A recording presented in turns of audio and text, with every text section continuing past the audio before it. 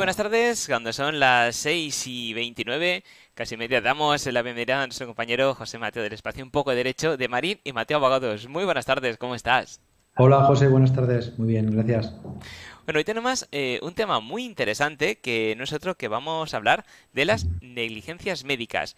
Y yo creo que para empezar, para ponernos antecedentes, podríamos explicar exactamente qué se considera una negligencia médica. Correcto, es un tema complejo, Ujú. porque además, ahora comentaremos, hay varias opciones de reclamación y no todas son iguales. Pero básicamente lo que consideramos una negligencia médica en derecho, ¿vale? No es lo que se considera coloquialmente una negligencia médica. Quiero decir, tiene que tener unas características fundamentales.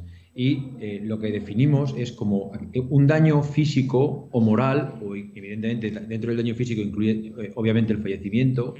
que un paciente sufre como consecuencia de un procedimiento médico que es o bien imprudente o desde el desconocimiento por parte del médico, ¿vale?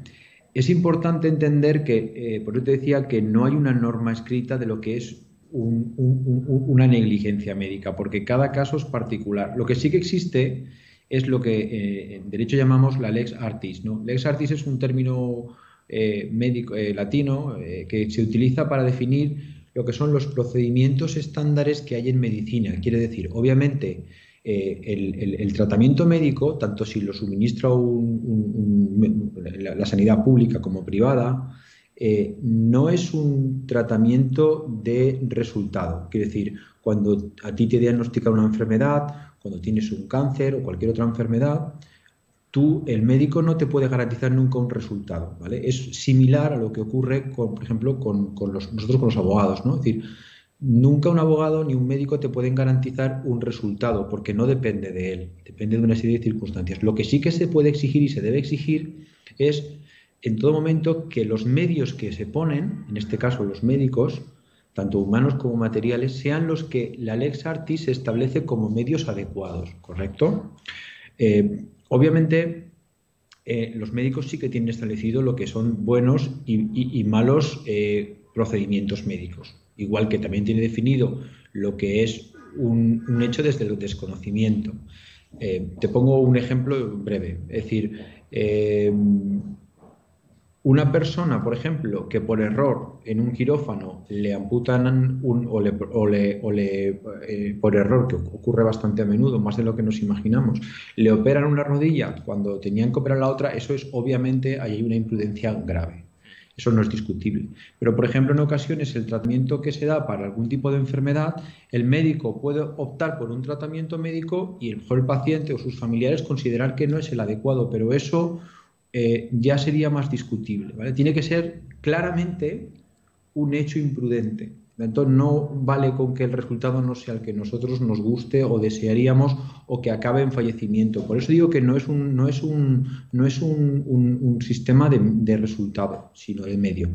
Y brevemente, también tienes que tener en cuenta que no todas las disciplinas médicas son iguales. Me refiero, en un dentista o en un cirujano plástico, ¿vale?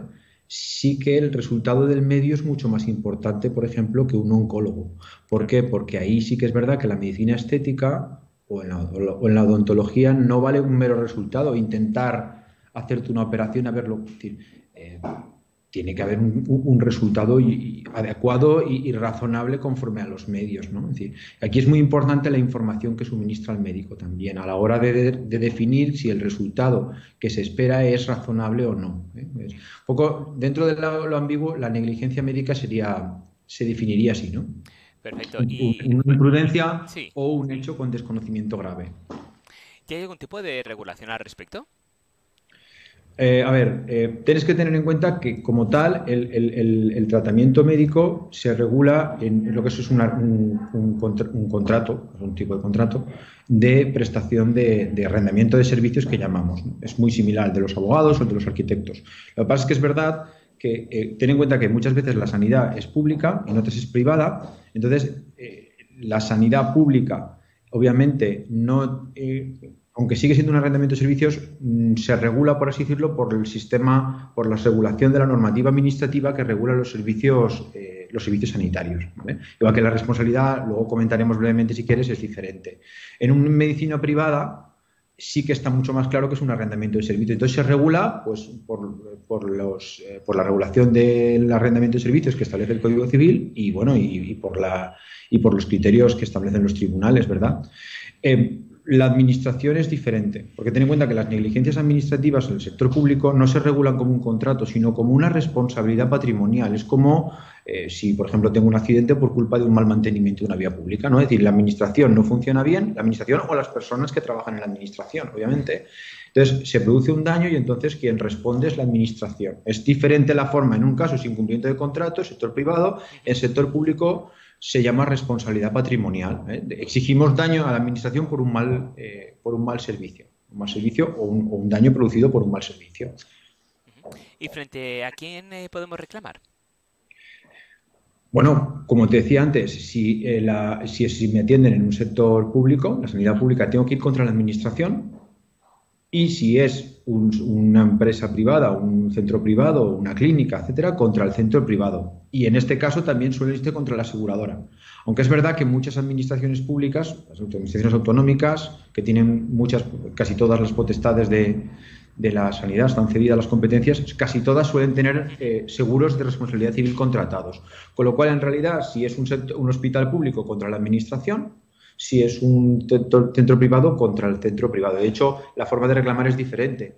Contra la administración hay un procedimiento de responsabilidad patrimonial y el juzgado de lo contencioso administrativo, porque es administración la que estamos reclamando.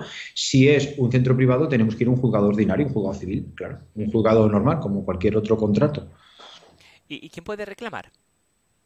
A ver, depende. Es decir, si es una lesión o un daño moral o un daño físico, una secuela, el propio perjudicado, si hay un fallecimiento, tienen que ser los familiares directos del perjudicado.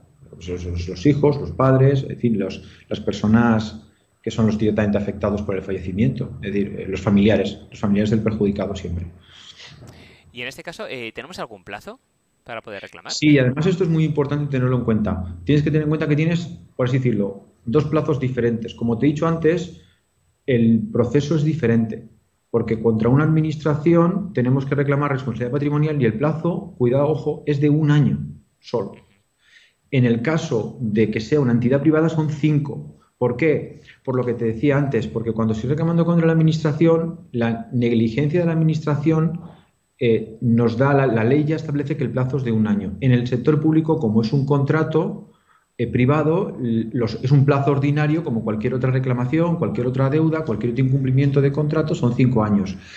Y aquí es muy importante desde cuándo computo el plazo, porque aquí hay muchas veces el conflicto está desde cuándo.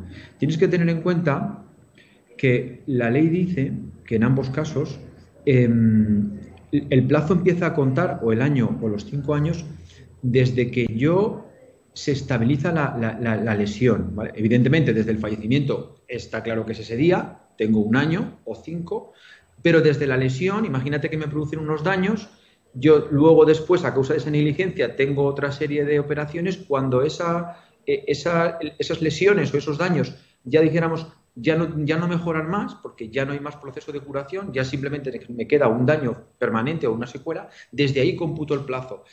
Lo que pasa es que en este caso hay que ser prudente y en cualquier caso nuestro consejo siempre es si no tenemos las lesiones estabilizadas, no apuremos. Siempre dentro del año o de los 5 años, como mínimo, presentar algún tipo de burofax, de reclamación por escrito, que quede constancia para que nos pare el plazo. Porque si se nos pasa el plazo de 1 año, luego puede ser que el plazo que considere el juzgado para computar la estabilidad sea discutible y tengamos un problema de que se nos pase un plazo. Entonces, nuestro consejo es siempre, lo antes posible, en cuanto ya tengamos más o menos clara que hay una negligencia en la documentación, iniciar el procedimiento sin perjuicio de que luego la curación se pueda retardar, ¿vale? Porque de momento, presentada la reclamación en plazo, ya estamos dentro. Y luego ya puede que el proceso se pare hasta que yo estabilice lesiones, pero ya no se me va a pasar nunca un plazo, ¿verdad? Por eso es importante, aquí muy importante, los plazos, depende a quién reclamo y sobre todo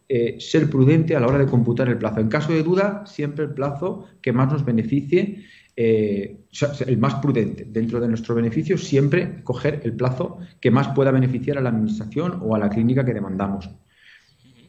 Y en el caso de demanda, ¿qué cantidad se puede reclamar? ¿Hay algún tipo de regulación en ese aspecto? A ver, esto es un tema que yo me imagino que algún día se acabará regulando porque el sistema es bastante defectuoso, me refiero. No existe en nuestro sistema legal una indemnización, un baremo como tal. Es decir, a mí en la administración pública, un hospital me causa un daño, por error me amputan una Ujú. pierna, se demuestra que hay una negligencia y como tal no existe un baremo donde yo pueda exigir una cantidad. No lo existe. Lo mismo vale para un centro, una clínica privada. ¿Qué ocurre? Que, como no sé si, bueno, imagino que los oyentes conocerán, el único baremo que existe es el baremo de tráfico. Como todos sabemos, para los accidentes de tráfico, ¿vale? Hay una ley de ordenación de seguros privados que es en anexo establece, ahí sí que se establece al céntimo las posibles indemnizaciones de todo tipo, tanto los perjuicios por baja, por operación, por lesiones, cada secuela, dependiendo de las circunstancias personales de la víctima, de sus herederos, todo viene establecido cuando hay un accidente de tráfico. O sea, yo, si conozco las circunstancias de una lesión, a juicio de un perito, o de un fallecimiento, conociendo las circunstancias, edad, cargas familiares, ingresos, podemos calcular prácticamente al euro la posible indemnización. ¿Qué ocurre? Que eso en principio no existe en otros ámbitos, en la responsabilidad civil o en otro tipo de lesiones o daños morales. Lo que pasa es que evidentemente el Tribunal Supremo sí que ha dicho que aunque no hay que aplicar exactamente el baremo de tráfico, sí que sirve como criterio orientativo. ¿Vale? No es vinculante, o sea, un juez civil, aunque el baremo de tráfico diga que el fallecimiento son, por ejemplo, 120.000 euros, no tiene por qué aplicar exactamente los 120. Puede considerar que a su juicio es más o es menos. A ver, sí que es cierto que nosotros, en los despachos, lo utilizamos mucho porque como es el único sistema que más o menos establece con claridad el perjuicio, se equipara. Lo que no podemos caer, decirle a un cliente que según el baremo de tráfico ha habido una negligencia en un hospital y mi familiar ha fallecido y que aplicando el baremo de tráfico me corresponden X miles de euros y que eso es lo que vamos a conseguir porque no se aplica automáticamente. Es una referencia, no sé si me explico. O sea, una cosa es que el juez lo tenga como referencia y otra que el juez me lo vaya a aplicar a rajatabla. Y de hecho, muchas veces la administración o las clínicas o las aseguradoras, cuando pedimos esa indemnización, lo que suelen contestar, no niegan el hecho, en ocasiones sí, pero en otras no, lo que se discute es que yo exijo la indemnización conforme al baremo de tráfico y la aseguradora se opone diciendo que no se puede aplicar directamente. Y ahí un poco, dependiendo de las circunstancias del caso, pues el juez va viendo si considera ajustado o no, o modera a la baja, al alza, etcétera, etcétera. Por lo tanto, por resumir, nos sirve como orientación, pero no es directamente aplicable, cosa que sí ocurre, por ejemplo, en los accidentes de tráfico, donde el juez tiene que aplicar totalmente el baremo de los accidentes de tráfico, que para eso está, ¿verdad? Ujú. Perfecto. En cualquier caso, si alguien tuviera alguna duda respecto a este aspecto, porque hemos visto que cuando hablamos de negligencia médica el término es bastante amplio y bastante Sí. subjetivo a veces porque ¿qué es negligencia? ¿Qué es mala praxis? ¿Están informados? A ver, en estos casos, Ujú. ¿vale? Tienes que tener en cuenta que muchas veces las familias vienen, que evidentemente han perdido un familiar.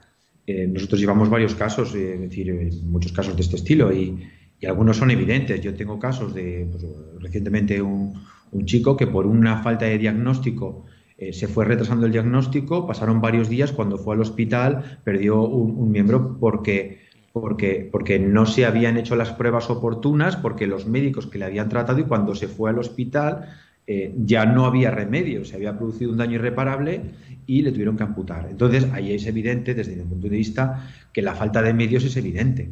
Es decir, ¿por qué? Porque simplemente el médico, si hubiera seguido los protocolos establecidos para este caso, se hubiera detectado y entonces se hubiera podido evitar el daño.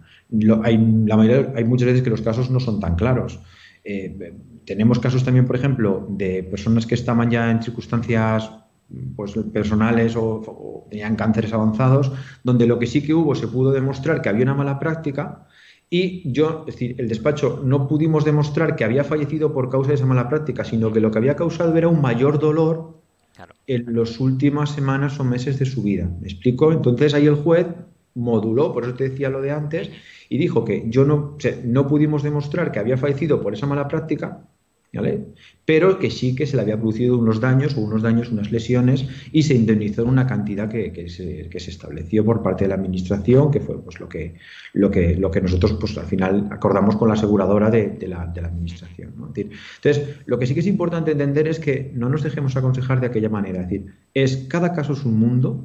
Es muy complejo porque muchas veces hay que revisar mucha documentación y sobre todo hay que tener en cuenta que en cualquier reclamación de responsabilidad patrimonial, casi seguro, vamos, en la mayoría de los casos, vamos a necesitar con total seguridad un informe pericial. ¿Por qué? Porque yo, ni el juez, ni el abogado contrario, ni siquiera el funcionario que me está resolviendo el expediente, conocen muchas veces los procedimientos médicos. Entonces, ¿quién determina qué es un procedimiento médico adecuado?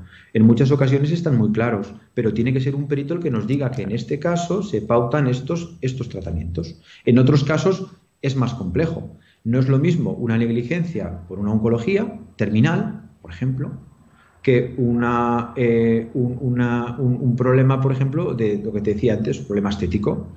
No es la misma Lex Artis, no es los mismos procedimientos, no es lo mismo un procedimiento que se lleva desarrollando durante décadas, el mismo procedimiento médico, ¿vale?, que ya está muy pautado, cualquier médico sabe que en este caso hay que aplicar este protocolo, que por ejemplo un tratamiento experimental, donde yo cuando me propongo para hacer el tratamiento, yo ya asumo con un consentimiento informado que hay unos riesgos grandes porque ese procedimiento es experimental y no está testado, ¿vale? Entonces, cada caso es un mundo. Luego también, aunque no lo hemos comentado, también tienes que tener en cuenta que en casos muy graves, donde hay una negligencia, ¿no?, pero ya que excede, dijéramos, del sentido de lo que es un tratamiento médico, donde hay, por ejemplo, médicos por intrusismo o médicos que vulneran completamente cualquier dejación de sus funciones.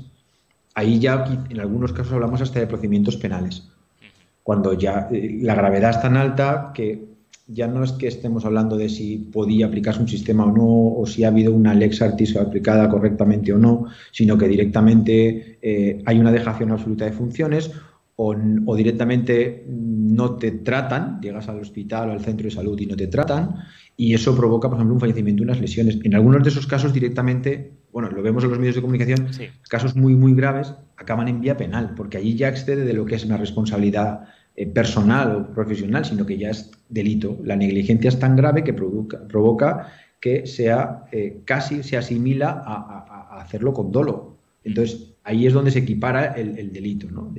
Pero bueno, sí que es verdad que son casos muy puntuales, casos muy, muy graves que no se suelen ver a menudo, ¿no?